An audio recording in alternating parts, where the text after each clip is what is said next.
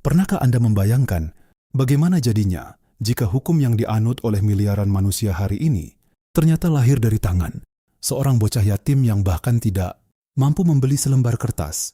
Sejarah seringkali menuliskan nama-nama besar di atas singgasana emas.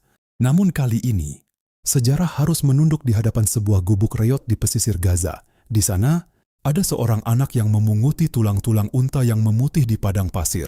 Bukan untuk bermain, melainkan untuk memahat ayat-ayat langit di atasnya. Di atas pecahan genting yang tak berharga, ia merajut takdir sebuah peradaban besar.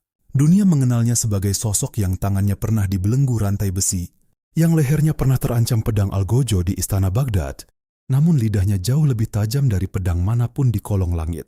Inilah kisah tentang Muhammad bin Idris Asy-Syafi'i, sang raksasa intelektual yang lahir dari rahim kemiskinan, namun tumbuh menjadi bintang paling terang yang pernah menyinari dunia.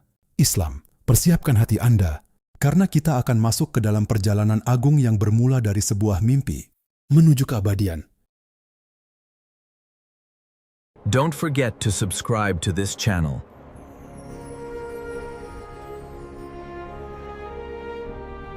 Gaza, tahun 150 Hijriah. Angin bertiup kencang dari arah Laut Tengah, membawa aroma asin laut yang bercampur dengan debu-debu gurun yang gersang. Di langit, bintang-bintang bertaburan bagai permata yang digantung di atas tirai hitam malam, seolah sedang menyaksikan sebuah peristiwa rahasia yang belum disadari oleh penghuni bumi. Di saat yang sama, ribuan mil dari sana, di jantung kota Baghdad dan Kufah, dunia Islam sedang menahan napas dalam duka yang mendalam. Pelita hukum yang agung, Imam Abu Hanifah, baru saja menutup mata untuk selamanya. Umat merasa seolah satu pilar raksasa yang menopang atap syariat telah runtuh, meninggalkan kekosongan yang menyesakkan. Namun, di saat dunia meratapi kepergian sang matahari, di sebuah pesisir sunyi yang jauh dari hiruk-pikuk kekhalifahan, Allah sedang merajut takdir baru. Masuklah ke dalam sebuah rumah sederhana di pinggiran Gaza, rumah yang beralaskan tanah berdinding retak dan jauh dari kemilau dunia. Di sana, seorang wanita salehah bernama Fatimah binti Ubaidillah sedang mendekap kesunyian yang mencekam. Suaminya Idris bin Abbas telah berpulang ke hadirat Ilahi tak lama setelah putra mereka menghirup udara dunia. Idris wafat dalam pengembaraan mencari nafkah, meninggalkan Fatimah sebagai janda muda di tanah yang asing, tanpa harta warisan, tanpa dinar, dan tanpa sandaran hidup selain doa-doa yang ia langitkan setiap malam. Suatu malam, di tengah lelah yang luar biasa, Fatimah tertidur. Dan dalam tidurnya yang singkat, langit seakan ingin bicara padanya. Fatimah melihat sebuah penglihatan agung. Dari rahimnya, terpancar sebuah cahaya berbentuk bintang raksasa yang melesat menembus cakrawala, lalu meledak menjadi jutaan serpihan cahaya yang menyinari seluruh bumi. Cahaya itu masuk ke rumah-rumah di Mesir, Baghdad, hingga Madinah. Fatimah tersentak bangun dengan napas memburu. Ia menyadari sesuatu yang berat, bahwa bayi yatim di hadapannya ini adalah amanah besar untuk dunia. Muhammad bin Idris, sang pelita yang lahir di tengah kemiskinan Gaza.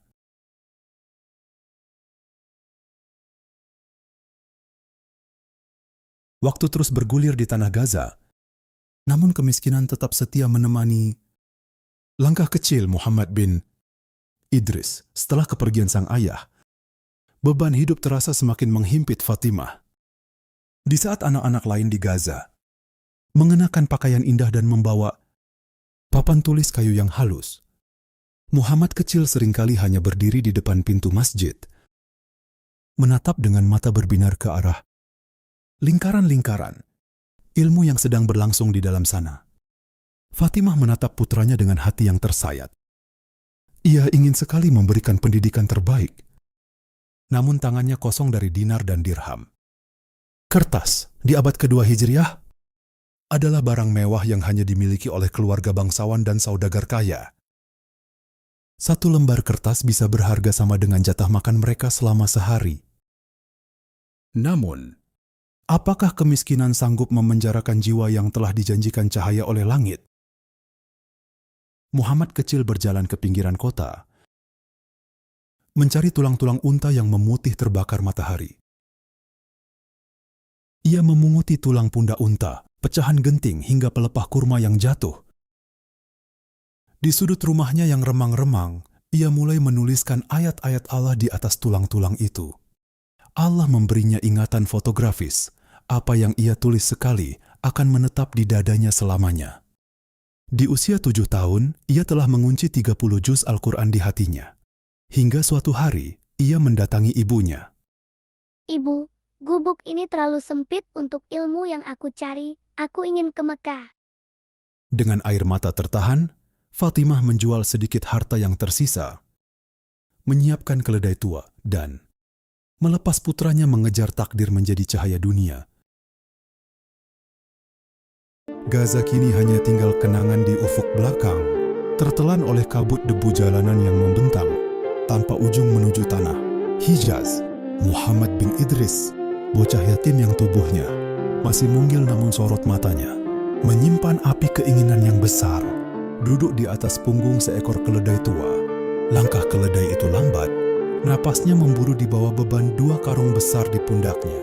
Karung itu bukan berisi gandum, bukan berisi kurma, melainkan tumpukan tulang belikat unta dan pecahan genting, harta paling berharga yang ia kumpulkan dari sisa-sisa jalanan. Gaza, setiap tulang itu adalah saksi bisu. Setiap guratan tinta di atasnya adalah hafalan yang sudah terkunci mati di dalam jiwanya.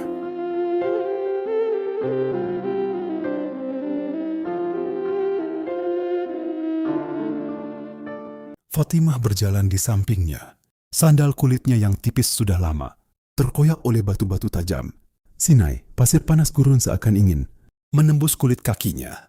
Namun tekad sang ibu jauh lebih panas dari gurun manapun di bumi Allah. Ia sedang membawa putranya pulang ke tanah leluhur, ke Mekah Al-Mukarramah, tempat di mana Ka'bah berdiri tegak sebagai sumbu dunia. Fatimah tahu, jika Muhammad ingin menjadi bintang seperti di dalam mimpinya, ia harus berada di tempat di mana wahyu pertama kali turun. Perjalanan ini bukan sekadar perpindahan tempat, melainkan hijrahnya sebuah cahaya menuju pusat gravitasi ilmu. Sesampainya di Mekah, takdir Allah tidak langsung membawanya. Duduk manis di serambi Masjidil Haram, Syafi'i menyadari sesuatu yang sangat mendalam, bahwa Al-Quran dan hadis diturunkan dalam bahasa Arab yang murni, dan bahasa itu hanya bisa ditemukan di jantung padang pasir, jauh dari hiruk-pikuk kota yang bahasanya sudah mulai tercemar. Maka Muhammad bin Idris memutuskan untuk masuk ke pedalaman, hidup bersama suku Bani Hudzail. Suku ini dikenal sebagai penjaga kemurnian bahasa Arab yang paling fasih di seluruh semenanjung Arabia. Selama 10 tahun penuh, Syafi'i hidup layaknya seorang badui tulen. Ia tidur di bawah tenda kulit kambing, meminum susu unta yang hangat, dan mendengarkan bait-bait syair kuno di bawah langit malam yang bertabur bintang. Disinilah ia menempa lidahnya. Ia menghafal ribuan bait puisi Arab kuno, mempelajari silsilah suku-suku, dan meresapi setiap kosakata yang keluar dari lisan orang-orang pedalaman. Kefasihannya mulai melampaui orang-orang asli suku tersebut. Namun, padang pasir tidak hanya mengasah otaknya. Padang pasir mengasah fisiknya menjadi sekeras baja. Di bawah terik matahari yang kejam, Syafi'i belajar menguasai busur panah. Tangan yang biasa memegang lidi di atas tulang, kini menjadi tangan ksatria yang kekar. Ia berlatih hingga menjadi seorang pemanah jitu yang melegenda. Riwayat mencatat dengan tinta emas bahwa dari 10 anak panah yang ia lepaskan, 10-10-nya mengenai sasaran tanpa meleset 1 inci pun. Syafi'i tumbuh menjadi sosok yang seimbang sempurna, seorang pujangga yang lisan dan syairnya mampu menggetarkan jiwa, sekaligus seorang ksatria padang pasir yang ketangkasannya disegani oleh para pejuang badui. 10 tahun di pedalaman, Hudzail telah mengubah bocah yatim dari Gaza menjadi pemuda raksasa intelektual. Ia kini telah memiliki kunci untuk membuka pintu ilmu dunia, kefasihan bahasa dan ketangguhan mental. Namun, ia merasa panggilan jiwanya belum tuntas. Ia mendengar kabar tentang seorang ulama besar di Madinah yang disebut sebagai Singa Darul Hijrah. Dengan busur panah di punggung dan ribuan bait syair di kepala, Syafi'i bersiap untuk menemui takdir berikutnya, Imam Malik bin Anas. Angin Madinah menyambut Muhammad bin Idris dengan aroma ketenangan yang berbeda. Kota ini bukan lagi gurun yang liar, melainkan kota yang setiap jengkal tanahnya pernah dipijak oleh sang kekasih. Rasulullah Shallallahu Alaihi Wasallam, Syafi'i pemuda dari pedalaman, kini berdiri di depan pintu rumah seorang lelaki yang kewibawaannya menggetarkan seluruh jazirah Arab. Ia adalah Imam Malik bin Anas, sang singa Darul Hijrah. Namun Syafi'i tidak datang dengan tangan kosong. Ia tahu Imam Malik adalah lautan hadis yang tidak suka pada kelalaian. Maka sebelum kakinya menginjakkan kaki di Madinah, Syafi'i telah melakukan sesuatu yang di luar nalar manusia.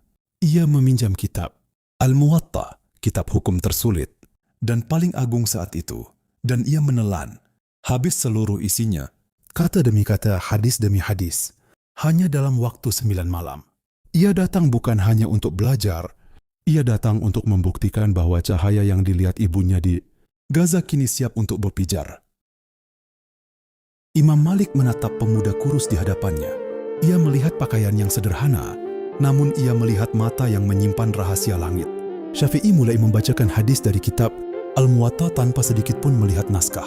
Suaranya mengalir jernih, tajam, dan penuh perasaan. Setiap kali ia menyebut nama Rasulullah, bibirnya bergetar, menunjukkan adab yang jauh melampaui usianya. Imam Malik terdiam. Murid-murid yang lain menahan napas. Ruangan itu seakan dipenuhi cahaya yang tak terlihat. Imam Malik, yang biasanya sangat ketat dan sulit memuji, kali ini luluh. Ia memegang pundak pemuda dari Gaza itu dan membisikkan kalimat yang akan menjadi pedang bagi Syafi'i sepanjang hayatnya. Wahai Muhammad, bertakwalah kepada Allah. Sesungguhnya aku melihat Allah telah meletakkan cahaya di dalam hatimu. Maka janganlah sekali-kali engkau padamkan cahaya itu dengan kegelapan maksiat. Tahun-tahun di Madinah adalah masa di mana Syafi'i menyerap jiwa dari setiap hukum Islam. Ia belajar bagaimana hadis bukan hanya soal hafalan, tapi soal rasa dan ketulusan. Ia tinggal di Madinah hingga sang guru besar, Imam Malik, menghembuskan napas terakhirnya. Kepergian Imam Malik adalah duka terdalam bagi Syafi'i, namun ia sadar burung Raja Wali ini harus kembali terbang.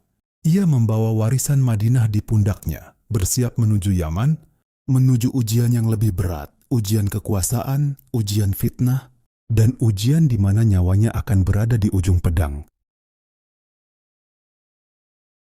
Madinah ditinggalkan dengan duka yang mendalam. Gurunya sang singa Darul Hijrah telah berpulang ke haribaan ilahi. Kini Muhammad bin Idris Asy-Syafi'i berdiri di persimpangan takdir. Ia bukan lagi pemuda yang hanya membawa tulang unta. Ia adalah samudera ilmu yang mulai bergolak. Langkahnya membawanya ke Yaman, diangkat menjadi hakim di wilayah Najran. Disinilah kejeniusannya diuji oleh sesuatu yang jauh lebih tajam dari pena, yaitu keadilan. Syafi'i adalah hakim yang tidak mengenal kompromi. Baginya, hukum Allah tidak bisa dibeli dengan dinar, dan kebenaran tidak bisa ditukar dengan jabatan. Ia memangkas suap, ia membela rakyat kecil yang dizalimi, dan ia menentang kesewenang-wenangan para bangsawan. Namun, di dunia yang penuh dengan kegelapan korupsi, kejujuran adalah ancaman. Para pejabat yang iri dan benci mulai merajut jaring-jaring fitnah.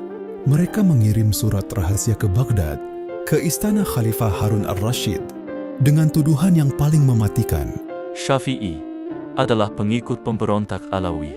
Ia ingin menggulingkan takhta Abbasiyah.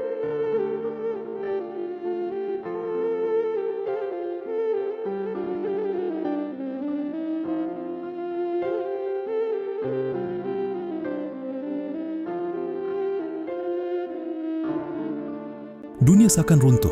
Syafi'i, sang pembela sunnah, kini diseret layaknya seorang kriminal kelas berat. Kaki dan tangannya dibelenggu dengan rantai besi yang berat. Ia harus menempuh perjalanan ribuan mil dari Yaman menuju Baghdad di bawah terik, matahari dan dinginnya malam gurun. Bayangkan rasa sakitnya. Setiap langkah kaki yang terbelenggu adalah goresan luka pada kulitnya. Namun ia tetap melantunkan ayat suci.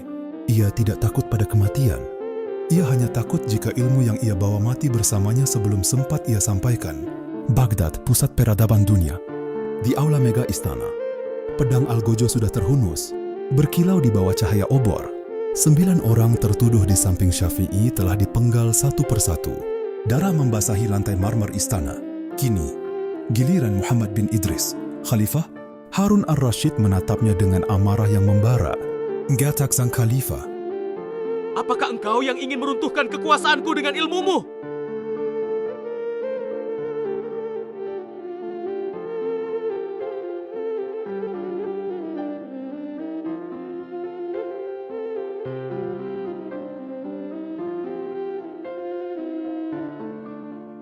Syafi'i menarik napas panjang.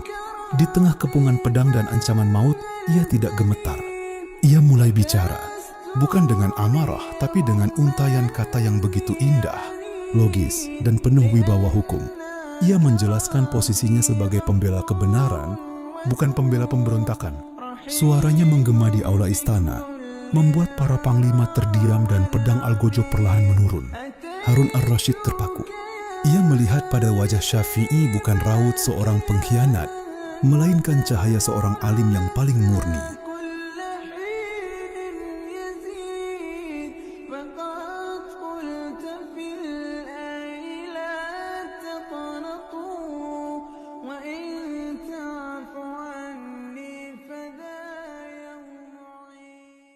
Syafi'i selamat dari maut.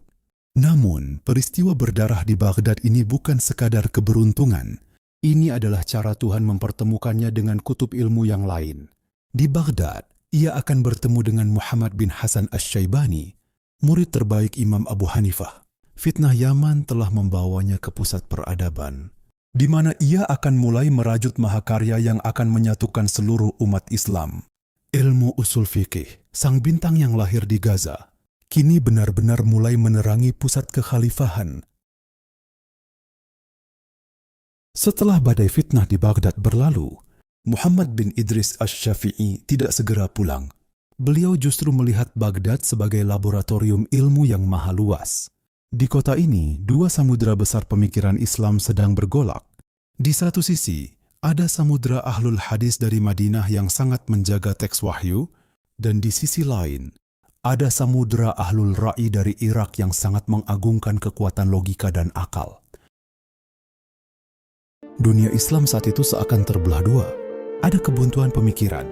Umat bertanya-tanya, mana yang lebih utama, teks hadis ataukah logika akal? Di tengah perdebatan yang seringkali memanas di masjid-masjid Baghdad, Syafi'i berdiri tegak sebagai jembatan.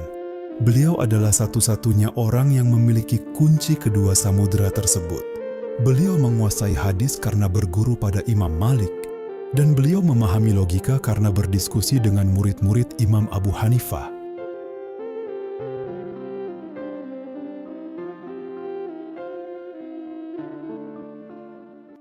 Di sebuah sudut sunyi di Baghdad, ditemani tumpukan perkamen dan cahaya lilin yang menari hingga fajar, Syafi'i mulai merajut mahakarya yang akan mengubah sejarah hukum dunia. Beliau menuliskan metodologi hukum yang belum pernah ada sebelumnya. Inilah lahirnya Ar-Risalah, kitab usul fikih pertama di muka bumi. Beliau membuktikan bahwa hadis dan logika bukanlah musuh, melainkan sepasang sayap yang harus terbang bersama untuk mencapai kebenaran. Baghdad pun bergetar. Para ulama besar yang tadinya saling berdebat, kini datang bersimpuh di hadapan Syafi'i, mengakui bahwa pemuda dari Gaza ini telah menyelamatkan syariat dari perpecahan. Baghdad telah menjadi saksi lahirnya kitab Ar-Risalah, namun takdir Tuhan ternyata belum tuntas. Cahaya itu harus terus bergerak ke barat, menuju tanah yang pernah disinggahi nabi-nabi Allah. Pada tahun 199 Hijriah, di usia menjelang setengah abad, Muhammad bin Idris Asy-Syafi'i menapakkan kakinya di tanah Mesir, negeri 1000 menara dengan sungai Nil yang legendaris.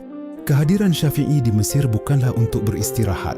Sebaliknya, disinilah beliau mencapai puncak kematangan intelektualnya. Mesir, dengan dinamika masyarakat yang berbeda dari Irak, menantang Syafi'i untuk merenung kembali. Di bawah naungan kubah Masjid Amr bin Ash, sang imam melihat bahwa hukum Allah itu hidup, mengalir seperti air Nil, menyesuaikan diri dengan waktu dan tempat tanpa kehilangan esensinya. Inilah detik-detik lahirnya, Qaulu Jadid atau Mazhab Jadid.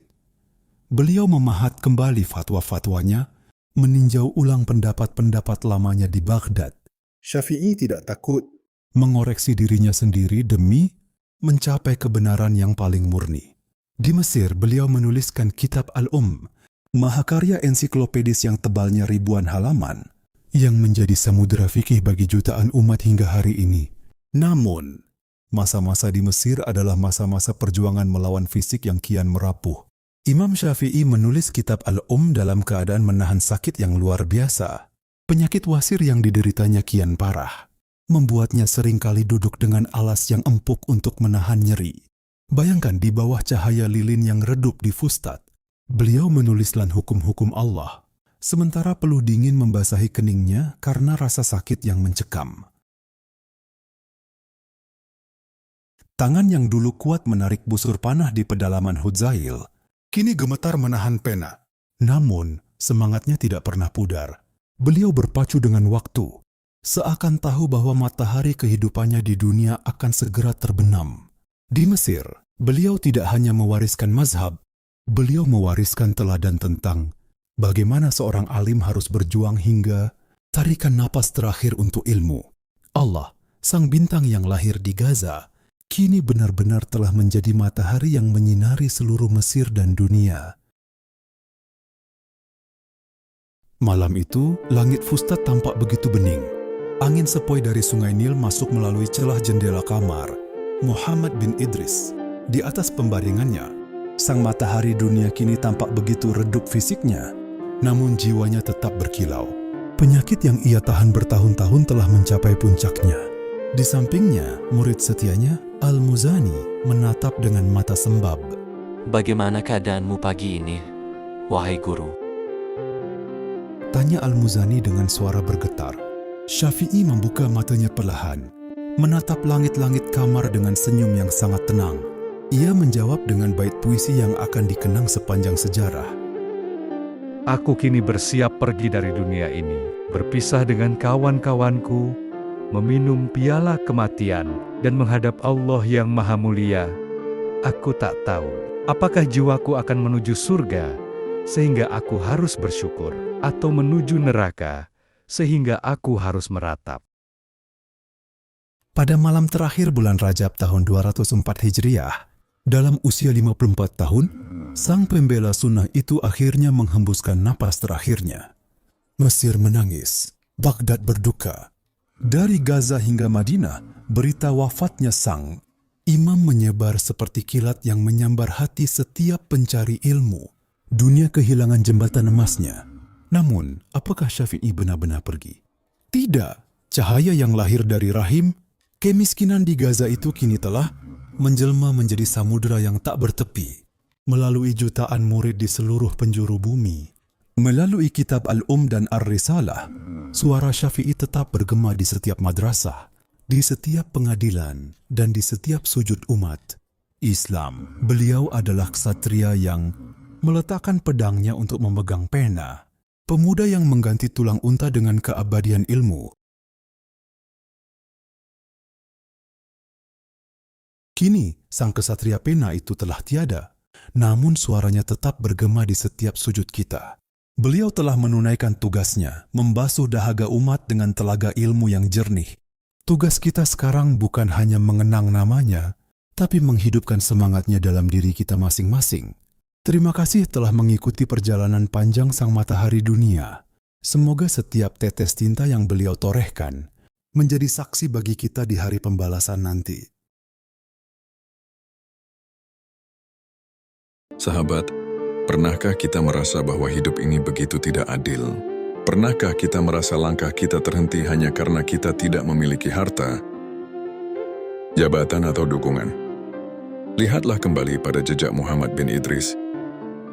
Beliau tidak lahir di atas kasur sutra, beliau lahir dalam pelukan kemiskinan, tumbuh sebagai yatim yang tak punya apa-apa selain doa ibunya dan tulang-tulang unta bekas yang ia pungut di jalanan Gaza. Syafi'i mengajarkan kita bahwa Allah tidak memanggil mereka yang mampu, tapi Allah memampukan mereka yang mau.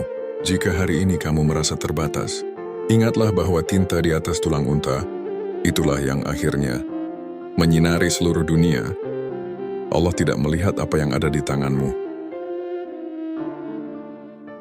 tapi Allah melihat api yang menyala di dalam dadamu. Selamat jalan, wahai Imam Syafi'i, sang Ksatria Pena, sang matahari yang tak pernah benar-benar terbenam.